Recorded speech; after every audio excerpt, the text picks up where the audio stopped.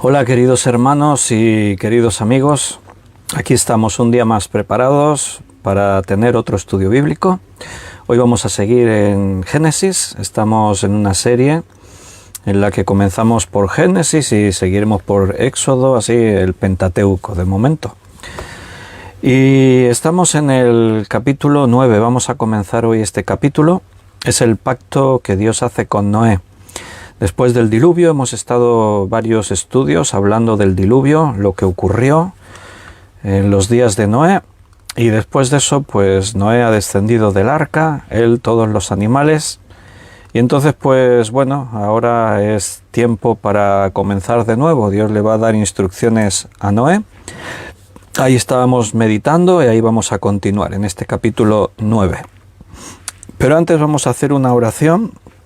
Le vamos a pedir al Señor que nos dirija para que todo pues esté conforme a su voluntad, a su palabra, que todo venga de Él.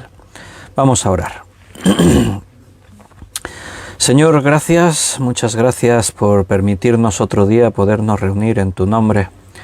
Gracias por darnos la fuerza, la salud, la voluntad, las ganas de venir a reunirnos cada día, a abrir tu palabra y estudiarla.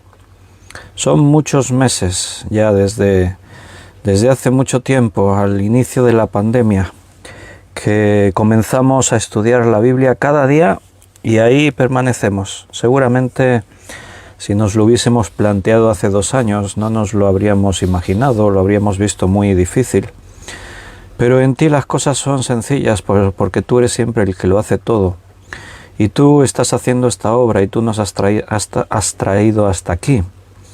Y por otra parte podemos pensar que no es fácil, que cada día encontremos el momento para poder reunirnos. Siempre podría ocurrir un inconveniente, siempre podía fallar la salud, siempre podía ocurrir algo, pero llevamos aquí un año y 7 meses por lo menos y no fallamos ningún día y no es mérito propio. Tú, Señor, lo has hecho, tú lo has permitido. Por eso, Padre, presentamos un día más este tiempo delante de ti y presentamos nuestras vidas, nuestros corazones, nuestros pensamientos, para que tú tomes el control y nos ayudes a escuchar tu voz y entenderla. Háblanos, estamos dispuestos y reconocemos que necesitamos escucharte y que tu palabra, Señor, venga a nuestra vida y dé todo el fruto que tú puedes dar. Te ruego por todos mis hermanos que estarán ahí escuchando este estudio, ahora en directo, después en diferido, que tú trates con cada uno y los bendigas, los cuides, los guardes, líbralos de todas las asechanzas del diablo que es nuestro enemigo y nos ataca, pero que la fe de ninguno falte, Señor, que podamos mantenernos firmes en la fe y en la obra que tú estás haciendo en nosotros. Danos sabiduría y ayúdanos en todo esto, te lo pedimos en el nombre de nuestro Señor Jesucristo. Amén. Muy bien, queridos, pues aquí estamos, preparados. Otro día, prepara tu Biblia en Génesis capítulo 9. Estamos para ver el pacto que Dios establece con Noé. Justo cuando Noé desciende del arca, lo último que vimos en el estudio pasado, el final de este capítulo 8, cuando Noé estaba dentro del arca, ya tocaron tierra, pasaron días, el sol brillaba, la tierra se veía descubierta, pero no fue hasta que Dios no le dijo a Noé, sal del arca, que Noé no se movió, estaba allí dentro del arca. Estuvo por 1 año, un poquito más de 1 año. Estuvo dentro del arca y hasta que Dios no le dijo, hasta que Dios no habló, Noé no se movió.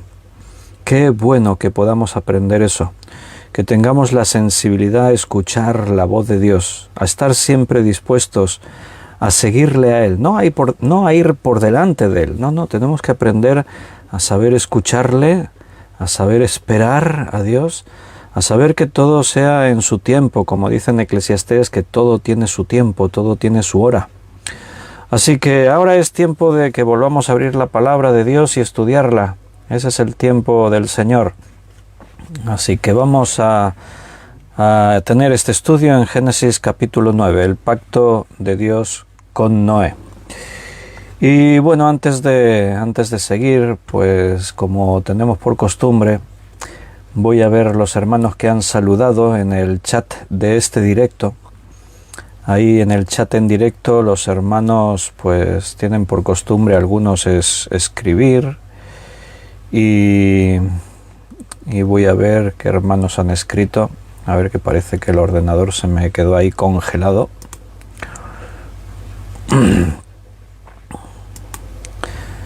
Ahora. Vale, la primera que saludó es Miriam. Buenas noches, Miriam. Es el primer mensaje que tengo. Y Juan Bermudo también. Hola, Juan. Dios te bendiga. Bienvenido. María Luisa, Dios te bendiga. Bendiciones para ti también. Andrea, buenas noches. Andrea, bienvenida. Si tu hija está escuchando, pues también la saludo. La Andrea pequeña, joven.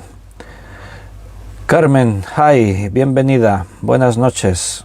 José Luis, buenas noches. Dios te bendiga. Ahí está la familia, David, Liliana y David y Daniela. Bienvenidos, bendiciones. Manoli, buenas noches, bendiciones. Dios te bendiga, Dios te cuide. Carmen, ahora en castellano. Bendiciones, familia. Bendiciones, Carmen. Y Andrea, joven, dice gracias. Bueno, pues me alegro veros un día más, que estéis por aquí, que estéis bien, por lo menos si estáis aquí, algo de bien tenéis, aunque a veces pueda doler por aquí o por allá, ¿no? El cuerpo se desgasta, pero para mí es una alegría que nos veamos cada día y que estemos ahí perseverando en las cosas del Señor. Bienvenida, Luz, buenas tardes.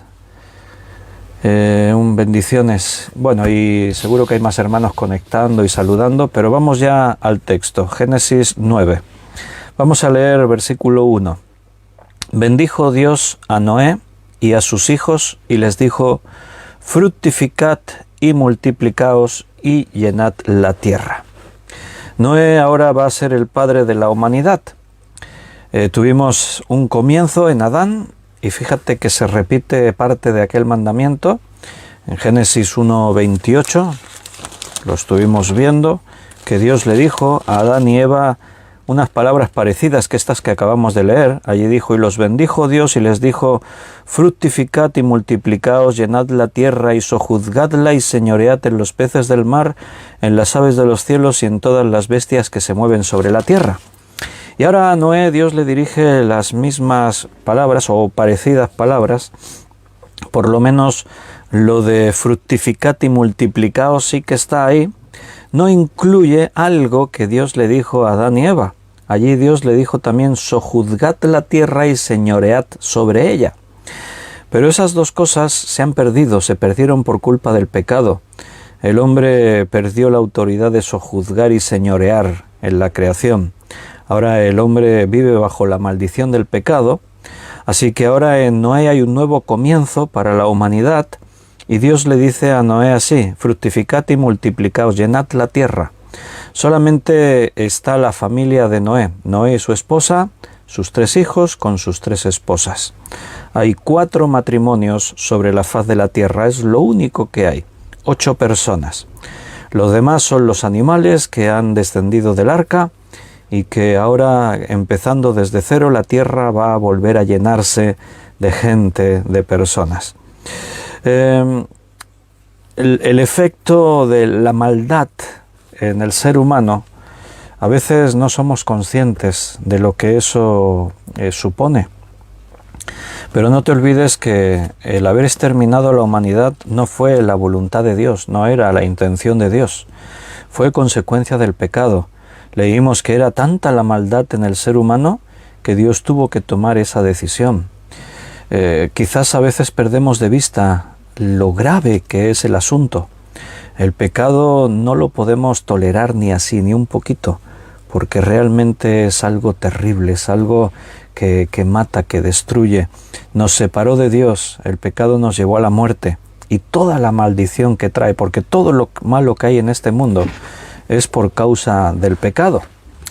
Versículo 2. El temor y el miedo de vosotros estarán sobre todo animal de la tierra y sobre toda ave de los cielos, En todo lo que se mueva sobre la tierra y en todos los peces del mar en vuestra mano son entregados. ¿Notas la diferencia de lo que hemos leído en el capítulo 1, versículo 28? Aquí se establece otra vez ese dominio de los hombres sobre los animales, pero hay diferencia. Allí Dios le dijo a Adán y Eva que sojuzgasen y señoreasen sobre toda la creación, sobre los animales, sobre las aves, sobre los peces. Pero aquí ha cambiado la cosa.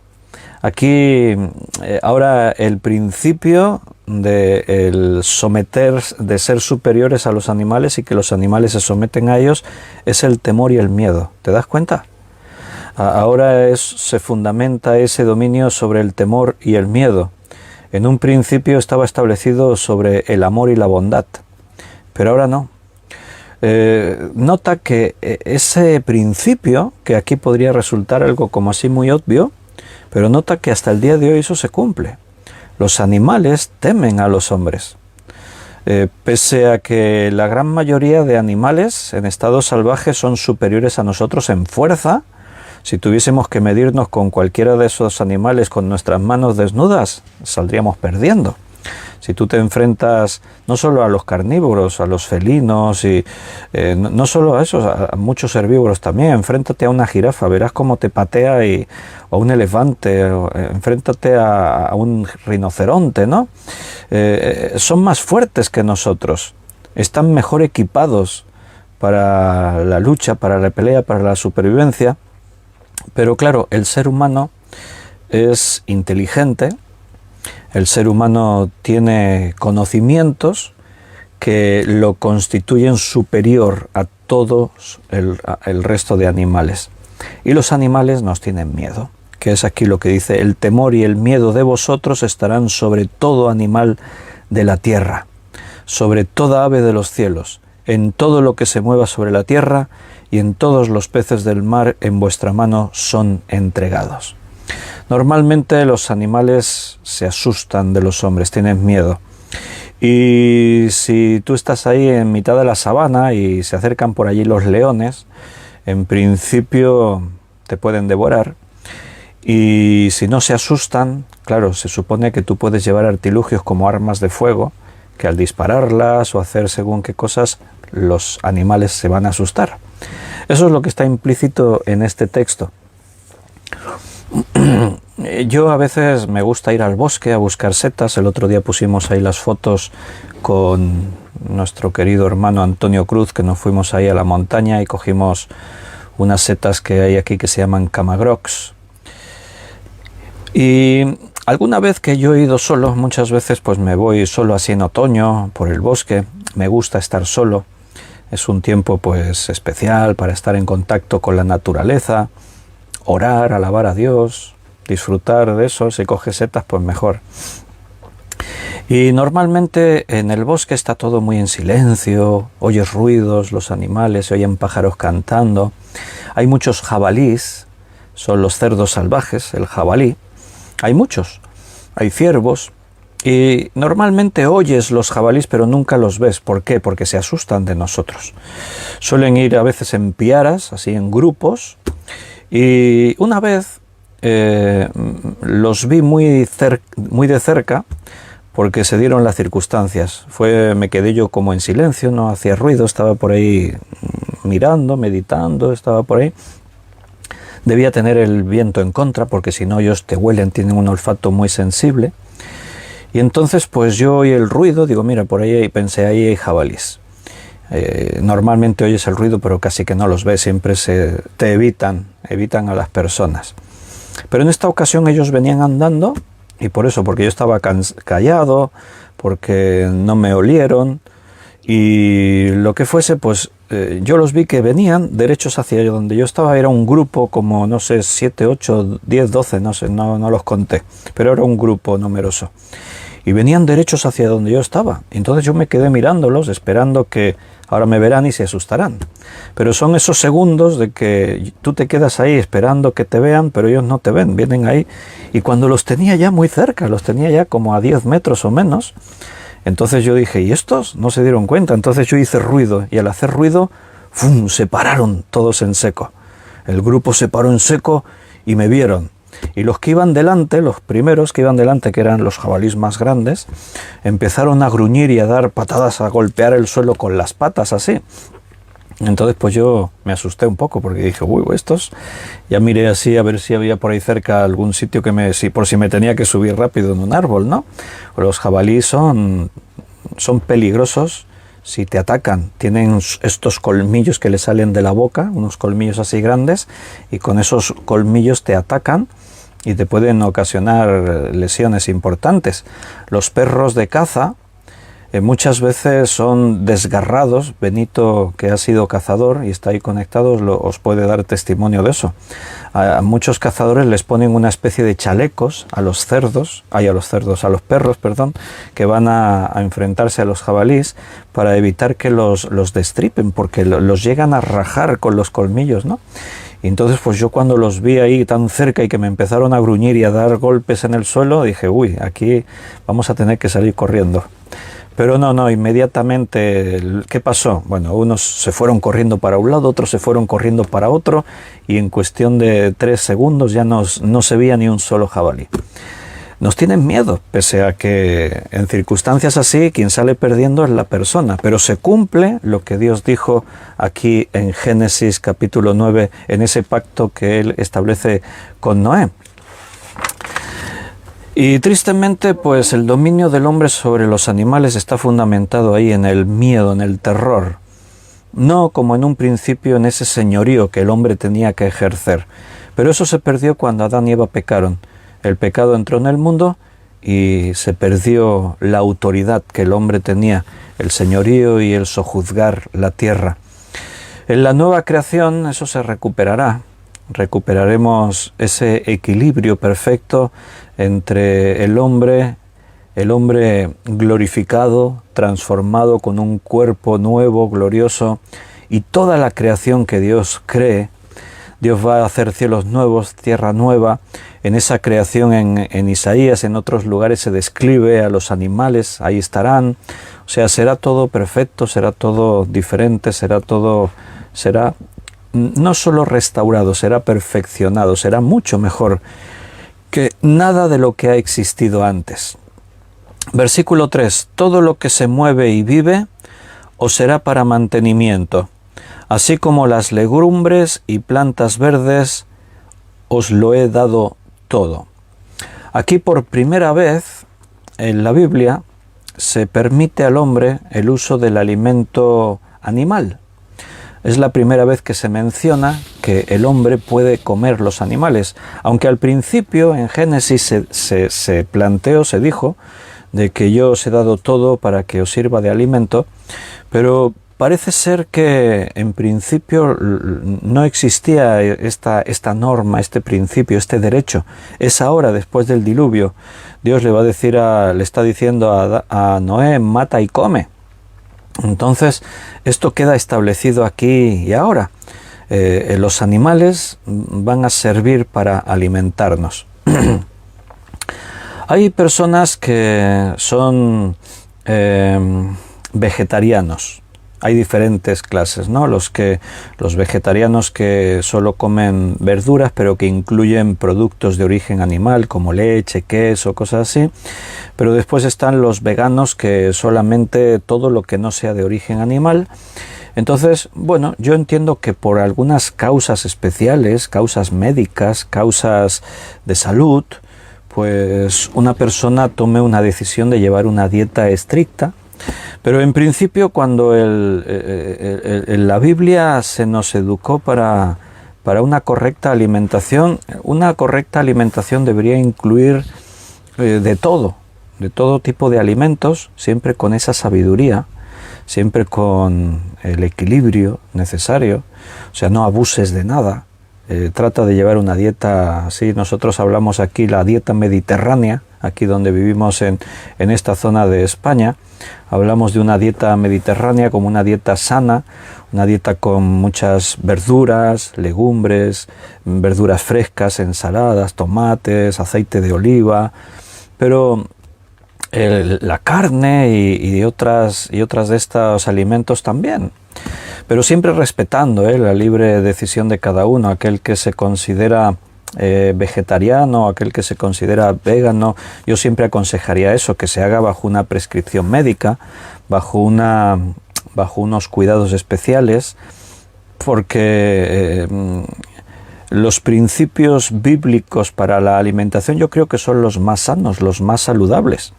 Y eso se tiene que hacer pues con una medida, con sabiduría, con un equilibrio. Jesús comía carne. Alguno dirá, ¿dónde dice eso? Bueno, por ejemplo, lo vemos en la celebración de la Pascua. La cena de la Pascua, el alimento central de esa cena era el cordero que había sido sacrificado. Entonces no hay nada en la Escritura que diga que no comiesen carne. Pero bueno, son temas que, ya digo, no tienen que generar más allá que opiniones, o que cada uno en su sabiduría busque y entienda lo que más le conviene y lo que sea mejor para él. Pero basándose así en la sabiduría, no por prejuicios humanos, no por decisiones arbitrarias de que cada uno diga, pues yo decido esto, yo decido aquello, sino desde una posición pues sabia, ¿no? Más allá de los gustos. Hay quien le gusta la barbacoa, pues que no te digo nada, y hay quien disfruta con la fruta y las ensaladas, pues que no te digo nada. Y contra gustos no hay nada escrito. Pero aquí en este versículo 3, por primera vez se permite al hombre el uso del alimento animal. Además se mencionan las legumbres y las plantas verdes. Eso sí, hay una restricción, hay una norma para poder comer carne, para poder comer animales, que es lo que dice en el versículo 4. Pero carne con su vida, que es su sangre, no comeréis. Aquí se establece ese principio de que se coma la carne pero sin sangre, que haya sido desangrada primero. Bien, este versículo y otros, hay 2 o 3 textos, que por ejemplo son los que los testigos de Jehová utilizan para justificar el no hacer transfusiones de sangre.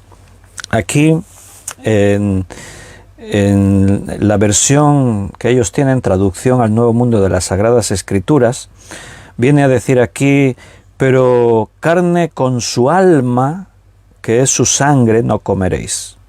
Algunas versiones, no solo la traducción al Nuevo Mundo de las Sagradas Escrituras, algunas versiones traducen vida por alma. Entonces dice, pero carne con su alma, que es su sangre, no comeréis. Con este texto y un par más que hay por ahí, los testigos de Jehová dicen que el alma de la persona está en la sangre. Por eso no se pueden hacer transfusiones de sangre. Porque ¿cómo te voy a transferir yo mi alma a ti? ¿Verdad? Fíjate que parece una idea como de hace 200 años o 300 años, ahí cuando el hombre era tan ignorante que no se sabía realmente lo que es la sangre y lo que es la materia y diferenciar materia de alma y espíritu, ¿no? Pero bueno, así se enseñan a veces los grupos sectarios de este tipo que porque un líder, hay alguien que se siente iluminado, interpreta a su manera según qué textos y establece estos dogmas, y hay una serie de gente que lo sigue, pues ya está, ahí se crea un grupo que puede triunfar más o menos, que puede ser más o menos numeroso. Normalmente siempre el factor económico y el poder que se tiene económico tiene una gran influencia, y ahí surgen grupos como este de los Testigos de Jehová. Su fundador, Russell, era hijo de un pastor protestante, de un pastor evangélico. Y Russell pues leyó la Biblia y él la interpretó a su manera, él sacó sus propias conclusiones y en base a eso pues también él sacó estas deducciones, ¿no? Y una fue esta: no se puede hacer transfusiones de sangre porque el alma de la persona es la sangre, está en su sangre. Claro, desde ese punto de vista, ¿cómo te voy a hacer una transfusión de sangre y te comparto mi alma, no? Pero no, eso no es así. La sangre se puede analizar perfectamente hoy en día en el laboratorio y sabemos de qué está compuesta y entendemos por qué la Biblia dice que la vida está en la sangre. La sangre evidentemente es fundamental en el cuerpo. Si tú te vas desangrando poco a poco, vas perdiendo la vida poco a poco. Porque la sangre es el vehículo, el medio por el cual todo tu cuerpo tus músculos, tus órganos, los órganos vitales, tu cerebro, todo, reciben todo lo necesario para poder vivir. El oxígeno, todos los nutrientes, todo viene ahí distribuido por la sangre, por todo el cuerpo. Si no hay sangre, no hay vida. Entonces la palabra de Dios nos enseña eso. Y aquí se está estableciendo una serie de principios. Cuando Dios dice que comerás los animales, lo que vayas a comer lo comerás, pero sin su sangre, no la comerás con sangre. Aquí no solamente se está estableciendo un principio que el otro día comentábamos, que tiene que ver con la sanidad, es un principio dietético, una ley dietética, que tiene que ver con la alimentación en el sentido de que hay cosas que no nos conviene comerlas, pueden ser focos de enfermedades, de infecciones, pueden ser cosas que no son sanas. De hecho, la sangre, aún hoy en día, que se puede consumir bajo unas garantías sanitarias, y entonces tú puedes consumir sangre sin miedo a contagiarte con virus o cosas que vengan en ese alimento, pero con todo y con eso es un alimento muy indigesto. La sangre, nuestro organismo en el estómago no la digiere bien, no se digiere como otros alimentos. Entonces, si tú esta noche antes de irte a dormir dices, me voy a comer media docena de morcillas, la morcilla es un alimento que está hecho con sangre, tiene otros condimentos, puede tener, aquí en España está la morcilla de Burgos, que tiene arroz, está la morcilla así más castellana o andaluza, que está hecha con cebolla. Hay diferentes formas, ¿no?, de hacer las morcillas, pero tiene sangre la morcilla. Entonces, si tú te comes esta noche media docena de morcillas y te vas a dormir, seguramente pases una mala noche, porque tu estómago se le va a hacer pesada esa digestión. Entonces, en primer lugar, entendemos que Dios después en Levítico le va a prohibir a su pueblo que coman sangre por ese motivo, porque Dios establece principios de sanidad saludables para preservarles de enfermedades, para cuidarles, para que todo vaya bien. Entonces, pero además de eso, se está estableciendo el poder para proteger la vida. Se está estableciendo principios que nos enseñan que la vida tiene que ser respetada. Si tú te lees bien el versículo, estamos en el 4, pero carne con su vida, que es su sangre, no comeréis. Está hablando de tener un hecho, por un lado la prevención sanitaria, pero por otra parte nos está haciendo ver la gran expiación que se va a ir viendo a través de toda la Biblia. Como Andrea dice por ahí, Cristo dio su sangre por nosotros. La Biblia está escrita sobre una línea carmesí, sobre toda una línea de sacrificios, de derramamiento de sangre. Desde el principio, la paga del pecado es muerte. Y cuando Adán y Eva pecaron, lo primero que ocurrió en el mundo fue derramamiento de sangre. Dios les preparó unas vestiduras con pieles de animales. Murieron animales, nada más pecar el hombre. Hasta ese momento no había muerto nada ni nadie en la tierra. A partir de ahí, vimos en la historia de Caín y Abel que el sacrificio ya está presente. Los dos primeros hijos de la primera pareja sobre la tierra ya habían recibido directamente de Dios la enseñanza de que para venir ante Dios con una ofrenda tiene que ser con sangre derramada. Y Abel, el mejor cordero que tenía de sus ovejas, lo sacrificó y lo trajo a Dios, y Dios se agradó de su ofrenda. Pero Caín, que no derramó sangre, Dios le rechazó su ofrenda. Desde el principio está ese principio de derramamiento de sangre. Génesis 3:15. Y pondré enemistad entre ti y la mujer, entre tu simiente y la simiente suya. Esta te herirá en la cabeza, tú la herirás en el calcañar. Desde que el hombre peca ya está ahí la muerte. Y está la sangre, derramamiento de sangre. Porque un día Jesucristo vendrá a morir por nosotros y derramará su sangre. Eso es lo que desde el pecado se fue viviendo con todos esos sacrificios de millones de corderos y carneros a través de todos los tiempos. Pero cuando Cristo vino y murió en la cruz, dice en Hebreos que Él se ofreció una vez y para siempre. Fue un sacrificio perfecto y fue el cumplimiento de todos esos otros sacrificios, de todas las leyes que tenían que ver con esos rituales, todas las leyes ceremoniales, todo eso tuvo cumplimiento en Jesús. Por eso ya no seguimos haciéndolo, porque ya tuvo su finalidad. Cristo fue el cumplimiento de toda la ley, de todos los sacrificios, de todos los rituales del Antiguo Testamento. Pero también aquí se está estableciendo otro principio. Nos hace poner atención que la vida está en la sangre. O sea, derramar sangre es quitar vida. Por eso después, ahora a continuación, va a hablar en el versículo 5 y 6, ahora lo leeremos, de lo trascendente que es matar a alguien y derramar su sangre. O sea, tenemos siempre que ver los versículos en su contexto. Y aquí Dios está diciendo, puedes comer de todos los animales, pero una condición, no comerás la carne con su vida, que es su sangre. Propósito, prevención sanitaria, sin duda. Ahí ya aparece reflejado algo que tiene que ver con el sacrificio de Cristo, derramamiento de sangre, pero también se está poniendo atención que la vida está en la sangre. Por eso dice ahora a continuación, versículos 5 y 6, porque ciertamente demandaré la sangre de vuestras vidas, de mano de todo animal la demandaré, y de mano del hombre, de mano del varón, su hermano demandaré la vida del hombre.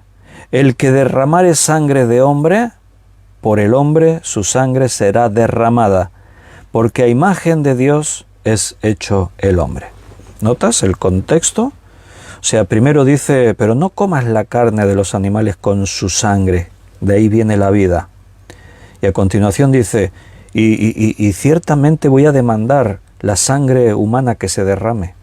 No podéis matar a ningún hombre. El que mate a un hombre tendrá que dar cuentas con su propia vida. Eso es lo que está aquí estableciendo Dios. Proteger la vida humana es algo primordial, es una de las cosas principales en el pacto que Dios está estableciendo con Noé. Nota, venimos de una destrucción global de toda la humanidad. Noé y su familia son los únicos que han quedado, tienen que llenar la tierra. Y ahí Dios está estableciendo un pacto con Noé y dentro de ese pacto algo destaca y es el proteger la vida humana. A la vez de darle una importancia a la vida animal. Cómela, pero cómela con sabiduría. Y no la comas con su sangre. La sangre es la vida. De ahí viene la vida. Mira, cuando aquí se habla y se pide, se demanda responsabilidad, si tú quitas la vida de alguien, eres responsable. Y da la razón, porque a imagen de Dios es hecho el hombre. Somos criaturas distintas de esta tierra. Hemos sido creados a imagen y semejanza de Dios. Entonces, el respeto por la vida humana, sea quien sea el hombre, da igual que sea rico, que sea pobre, toda vida humana tiene algo especial. Viene de un reflejo de lo que Dios es. Los seres humanos somos distintos al resto de la creación, aunque la maldad y el pecado hizo pues que haya hombres que sean peores que algunos animales, no vamos a negar eso, pero el respeto por la vida humana tiene que estar en primer lugar. O sea, no se puede menospreciar la vida de nadie, sea quien sea y sea como sea. Tenemos que mantener ese principio de respeto.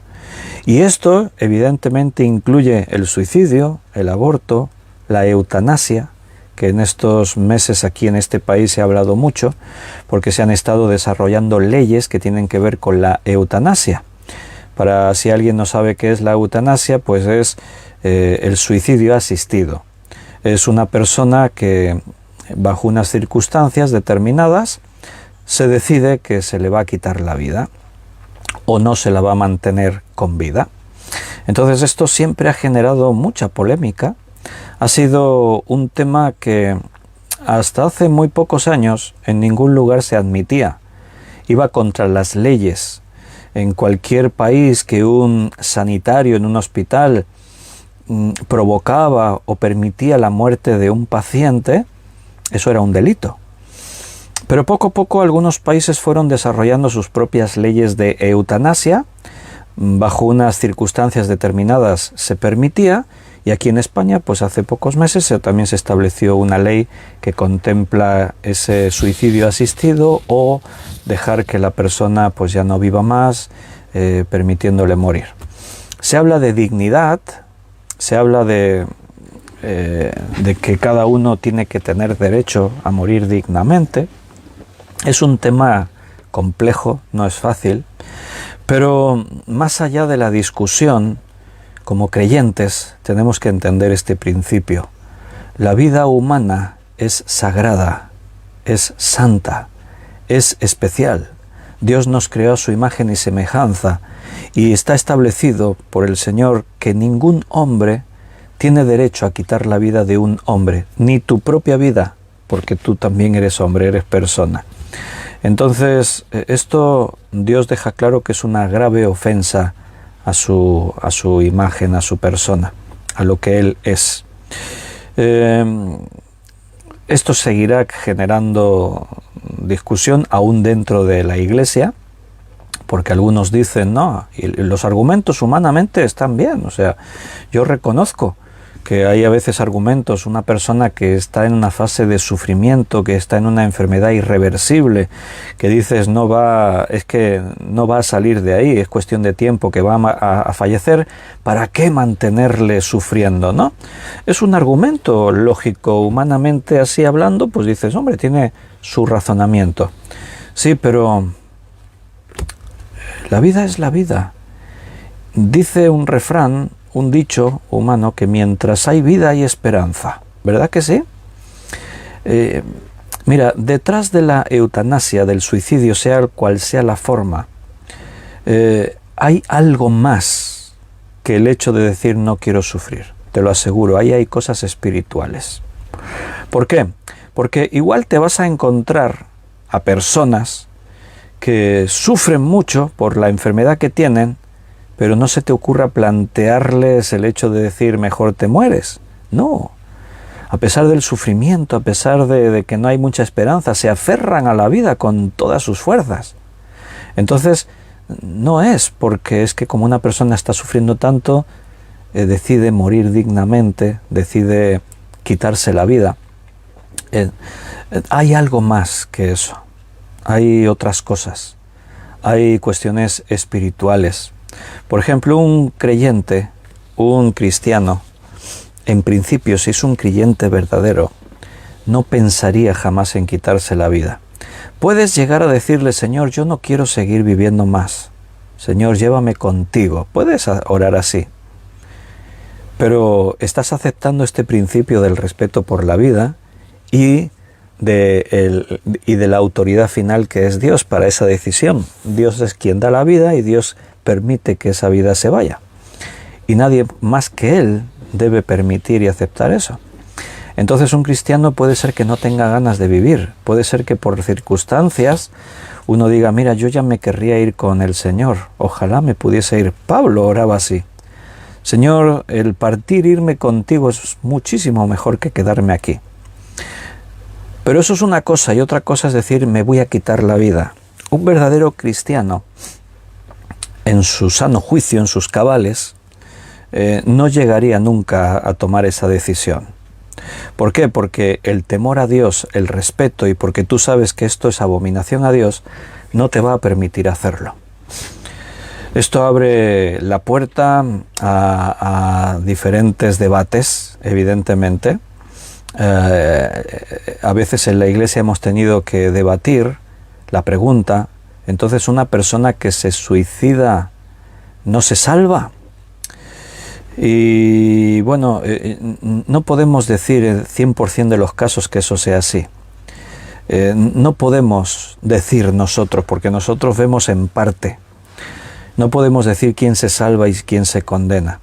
Entre otras cosas porque ninguno sabemos el último pensamiento que pasa por la mente de una persona. Imagínate que es uno que estaba amargado, desahuciado de la vida, de todo, y se tira por un puente.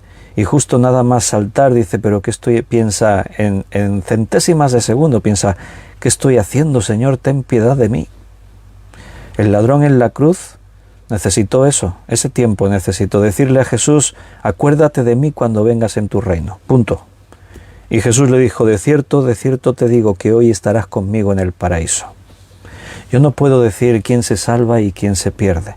Yo puedo decir que el fruto de un verdadero cristiano jamás sería el decir me quito la vida.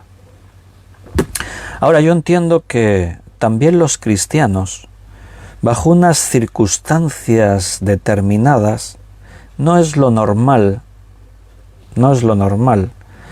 pero en circunstancias especiales, bajo un estrés demasiado grande, bajo una presión inhumana, bajo unas circunstancias que una persona en un arrebato de perder el control y de perder su sano juicio, que pueda llegar a tomar una acción que le cueste la vida. No lo sabemos, puede ser. Yo viví algunos casos cuando en mi juventud, y a veces lo he puesto como ejemplo. Una persona que estaba ahí llegó a la iglesia con una depresión profunda muy grave. Llegó a la iglesia ya con varios intentos de suicidio. Y en la iglesia se le habló del Señor. Él dio testimonio de creer en el Señor. Mejoró, se le levantó su ánimo. Pero una depresión tan grave, tan profunda, a veces necesita un seguimiento, necesita un tratamiento, necesita que se le acompañe de la manera correcta. Y Dios tiene el poder para sanar. Pero ahí se dieron una serie de circunstancias. Una de las circunstancias es que una persona que pretendía ser psicólogo, en ese momento tenía meses de psicología, pretendió hacerse cargo de ese asunto. Y entonces tomó ahí a esta persona, le estableció normas, no te tomes esto, no hagas aquello, haz esto otro. Y esa persona no mejoraba, empeoraba, iba empeorando. Y llegó un momento en el que tocó fondo, empeoró mucho. Se hundió en su depresión y tuvo que intervenir un doctor, un médico ya diplomado. Y cuando el doctor, el psiquiatra, pues lo vio y trató con él, decidió que tenía que ingresar en un centro de tratamiento, así un centro psiquiátrico, ¿no? Y entonces estuvo allí ingresado un tiempo, no recuerdo, un mes, no sé cuánto tiempo. Pero esto lo terminó de hundir, se hundió completamente ese hombre. Y cuando lo dejaron marchar, cuando salió del centro, lo primero que hizo, el mismo día que lo dejaron marchar, se fue a un puente y se tiró de ese puente abajo. Entonces la pregunta es, ¿esa persona se salvó o no se salvó? Porque yo vi que dio testimonio de creer en Jesucristo como su Salvador personal. Pues es lo que te digo, yo jamás puedo decir sí o no. Pero yo entiendo que en ese caso esa circunstancia fue muy especial. O sea, no es el típico suicida que tú ves suicidas que es como que están amargados de la vida, se rebelan incluso contra Dios. Hay un caso que dio lugar a una película que se tituló Mar Adentro, esa película, que precisamente contaba el caso de un hombre que estaba en un lecho por una enfermedad, estaba tetrapléjico, creo, no se podía mover y estaba ahí en cama. Y entonces esta persona luchó y reclamó por el derecho a morir. Y eso pues dio lugar a mucha polémica, a discusiones, incluso a nivel político, y se hizo esta película. Pero cuando tú ves la película o te informas del tema, tú ves que más allá de una persona que está enferma y está sufriendo, ves a una persona frustrada por la vida, la ves desencantada, desengañada, la ves en rebelión contra Dios, la ves realmente metida en problemas espirituales. No es una cuestión simplemente así como una depresión profunda, que pierdes la noción que estás tan angustiado. No, es que ves más allá de eso. Por eso en todos estos casos de eutanasia, todo eso es muy complicado, muy complejo. Y por eso, como creyentes, tenemos que ceñirnos a lo que dice la Biblia. Y aquí está establecido. Después del diluvio, lo primero que Dios hace es establecer el respeto y proteger la vida humana. No hay ninguna justificación para que una persona deje de vivir. Mientras Dios le permita seguir viva, tiene que seguir viviendo. Ahí estabais compartiendo algunos casos. Creo que era Ana. A ver, miro aquí los comentarios.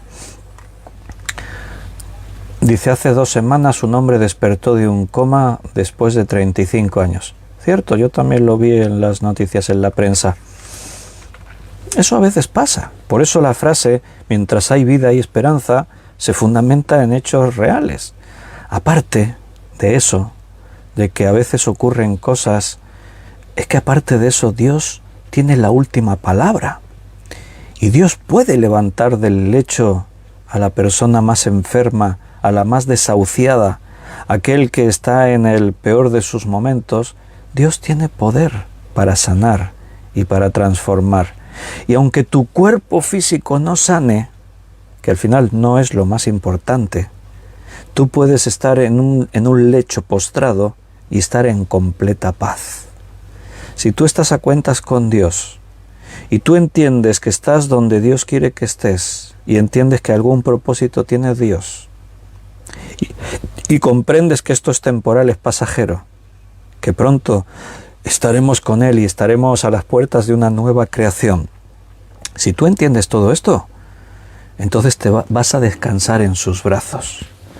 Vas a decir, Señor, lo que tú quieras.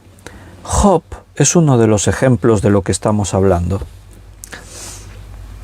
Job pierde a sus hijos, pierde a sus siervos, pierde sus bienes, contrae una enfermedad terrible. La gente que lo rodea es evidente que no lo aman. Su propia esposa le dice, aún retienes tu integridad, maldice a Dios y muérete ya. Sus amigos, en fin, todo el mundo se queda solo, está perdido, está angustiado. Pero tú en ningún momento ves a Job planteándose el quitarse la vida, ni lo piensa. Llega a decir, maldito el día en el que nací. Maldice su vida, maldice el día en el que nació, pero añade, sea el nombre de Jehová bendito.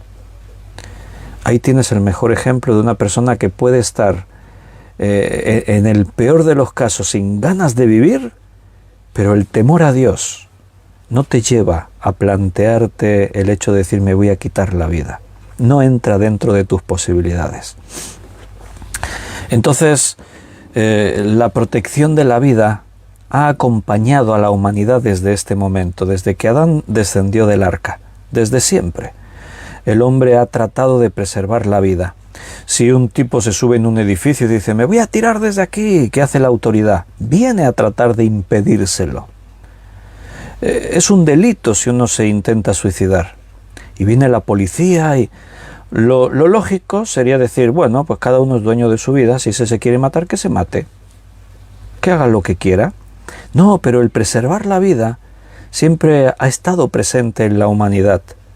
O sea, siempre se ha tratado por todos los medios de salvar una vida, aún contra la voluntad de la persona que se quería quitar la vida.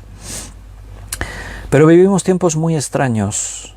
Los tiempos cambian, la maldad del hombre aumenta. Jesús dijo, como en los días de Noé, así será el tiempo de la segunda venida de Jesús. Tiempos de maldad, tiempos en los que el ser humano se habrá torcido tanto que estos valores fundamentales se estarán perdiendo. A lo bueno llamarán malo, a lo malo llamarán bueno. Vivimos en ese tiempo, tiempos muy absurdos, muy extraños, donde se establecen leyes que son lo más locas y lo más absurdas que te podías imaginar. Y entre ellas se pretende que al aceptar todas estas normas, al establecer nuevas leyes, a aceptar lo que hasta ahora estaba mal visto, era pecado, eran enfermedades, eran cosas prohibidas, el hombre disfraza todo esto y a eso le llama avance, a eso se le llama ser más civilizados, a eso se le llama ganar en derechos. Bueno, es una forma de llamar a lo malo bueno.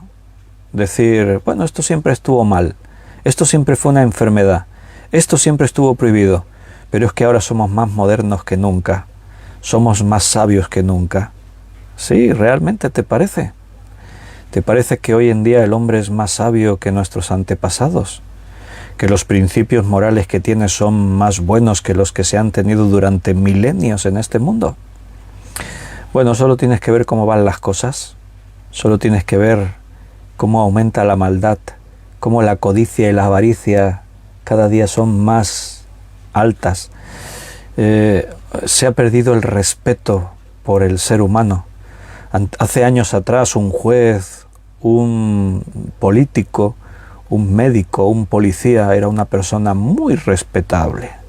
Hoy en día estamos hartos de escuchar casos de escándalo de personas con autoridades y que tenían que ser muy respetables y resulta que todos estafan, todos cometen delitos, todos son violadores, todos son estos, todos son aquello, y te desengañas, ¿no? Se están perdiendo todos los valores, pero el hombre dice que cada vez somos más civilizados, ganamos en derechos. ¿Qué te parece? Bueno, prefiero escuchar lo que dice la Biblia, prefiero creer la postura de Dios, y como cristianos vamos a intentar cumplir con lo que Dios ha establecido. Y el principio de la preservación de la vida humana tiene que estar por encima de todo lo demás. Porque ciertamente, versículo 5, demandaré la sangre de vuestras vidas, de mano de todo animal las demandaré, de mano de todo hombre, de mano del varón, su hermano demandaré la vida del hombre. El que derrame sangre de hombre, por el hombre su sangre será derramada, porque a imagen de Dios es hecho el hombre. Y nota que aquí también se establece el principio del orden público. O sea, cuando Dios dice que el que derramare sangre de hombre, por el hombre su sangre será derramada, y se está estableciendo todo esto, aquí se está estableciendo un principio que hasta ahora tampoco ha existido. Antes del diluvio, recuerda que dijimos que no hay constancia, no se dice en la Biblia en ningún sitio, que hubiese gobiernos, que hubiese autoridades, que hubiese un sistema legislativo que obligase a cumplir leyes. No existía eso, y ese seguramente fue uno de los desencadenantes para que en un periodo de 1600 años, desde que Adán sale del huerto del Edén hasta Noé, la maldad aumentase tanto. El mundo llegase a un punto sin retorno, porque no había leyes, no, cada uno hacía lo que le parecía, cada uno hacía lo que le daba la gana. Entonces, por eso la maldad de los seres humanos fue tanta. Pero aquí se está estableciendo el principio del ojo por ojo, eso es un reflejo de la ley. De aquí saldrán magistrados civiles, de aquí se establecerán leyes, se establecerá autoridad, de aquí se establece un nuevo orden para la nueva creación, o mejor dicho, para el nuevo comienzo de la humanidad. O sea, aquí se establece que tiene que haber leyes, tiene que haber gobiernos, tiene que haber una autoridad que obligue a los hombres a respetar las normas. La principal, la protección de la vida humana. Este principio está establecido a lo largo de la Biblia. A partir de ahora, en el Nuevo Testamento se nos habla de eso. Si me acompañas allí a Romanos capítulo 13, podemos leer los primeros 5 versículos.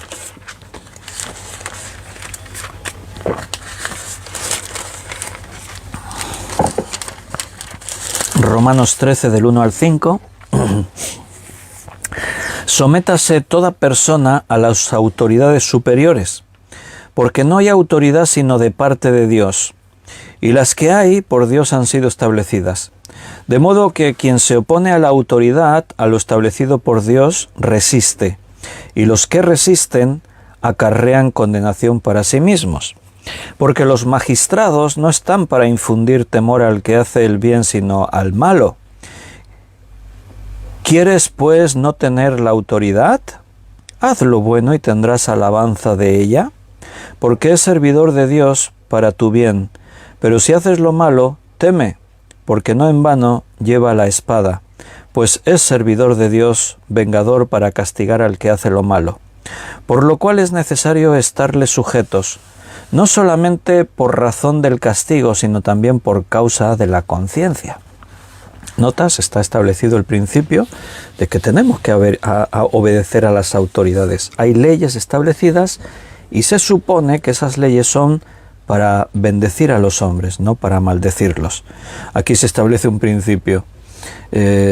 ¿Por qué no te quieres someter a la autoridad? Si tú no has cometido ningún delito, ¿de qué tienes miedo? El problema es cuando la autoridad se tuerce, se corrompe, y vivimos en estos últimos tiempos, pero ese es otro tema. Aquí se establece que es necesario que existan leyes civiles. Dios, cuando llama a su pueblo de Abraham, Dios les da leyes que tienen que ver con la moral, pero también les da leyes civiles, porque son una nación y tienen que tener leyes. Se establecen principios de respeto, de protección a los derechos, etcétera, etcétera. Y esto pues surge de ahí, a partir del descenso de Noé y sus hijos del arca. Ahí va a comenzar una nueva humanidad y ahora la humanidad necesita tener leyes, necesita fundamentarse en estos principios. Versículo 7. Mas vosotros fructificad y multiplicaos, procread abundantemente en la tierra y multiplicaos en ella. Dios vuelve a insistir que la humanidad tiene que llenar la tierra nuevamente. Versículo 8 al 11. Y habló Dios a Noé y a sus hijos con él, diciendo: He aquí yo establezco mi pacto con vosotros y con vuestros descendientes después de vosotros, y con todo ser viviente que está con vosotros, aves, animales y toda bestia de la tierra que está con vosotros, desde todos los que salieron del arca hasta todo animal de la tierra. Estableceré mi pacto con vosotros y no exterminaré ya más toda carne con aguas de diluvio, ni habrá más diluvio para destruir la tierra. Aquí en el pacto que Dios hace con los seres humanos, Dios promete que nunca más volverá a haber un diluvio. Dios da su palabra y hasta el día de hoy Él la ha cumplido. Nunca más hubo un diluvio sobre la tierra, ni lo habrá. Ahora bien, la Biblia nos muestra la otra cara, y el pecado que ahogó al mundo antiguo, ese mismo pecado quemará el mundo actual, porque no habrá más diluvio, pero sí la tierra será destruida por fuego. Así dice la palabra del Señor. Versículo 12 hasta el 17. Y Dios dijo: Esta es la señal del pacto que yo establezco entre mí y vosotros y todo ser viviente que está con vosotros, por siglos perpetuos. Mi arco he puesto en las nubes, el cual será por señal del pacto entre mí y la tierra. Y sucederá que cuando haga venir nubes sobre la tierra, se dejará ver entonces mi arco en las nubes. Y me acordaré del pacto mío que hay entre mí y vosotros, y todo ser viviente de toda carne, y no habrá más diluvio de aguas para destruir toda carne. Estará el arco en las nubes, y lo veré, y me acordaré del pacto perpetuo entre Dios y todo ser viviente, con toda carne que hay sobre la tierra. Dijo pues Dios a Noé: Esta es la señal del pacto que he establecido entre mí y toda carne que está sobre la tierra. La señal del pacto es el arco iris. Antes del diluvio no había arco iris porque no llovía sobre la tierra. El arco iris surge cuando la luz del sol traspasa las gotitas de la lluvia. Entonces se produce el prisma de la luz, que está dividido en los colores que tú ves en el arco iris, y es un fenómeno natural, pero que no existía antes del diluvio. Es a partir del diluvio, y Dios lo deja así establecido como señal de su pacto. Cuando veáis el arco iris, sabed que esta es mi señal, es la señal de la misericordia de Dios.